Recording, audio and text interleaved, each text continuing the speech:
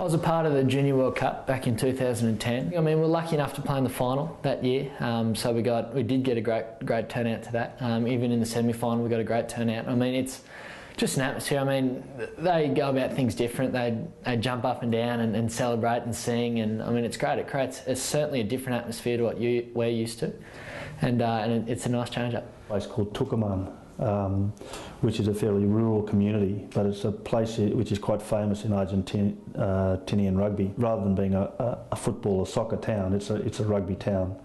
And they were particularly strong when we played them, and I think had a really very proud history of playing touring teams.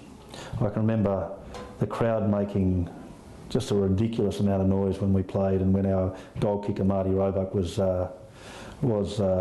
having shots for goal, and flares going off in the crowd, and all sorts of things. Obviously, I've never played Argentina at an open level. I've played at underage and spent a tournament, an under-20s tournament in Argentina back in 2005. And you know, the one thing that struck me is how passionate they are about their national team. You know, we played Argentina in that tournament. We sold out a stadium of 30,000 people at an underage tournament. So you know, they certainly get behind their team, and they're certainly very passionate about what they do and about their country especially. So you know, I think that's a big part of Argentinian, I guess, rugby, and obviously the country itself.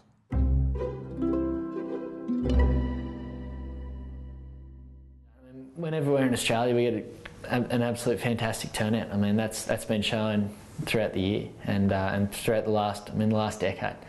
So I certainly back in Australia that our fans will outdominate. Well, if there are Argentine fans there, it'll be one hell of an occasion, because they know how to have fun and they know how to make a racket.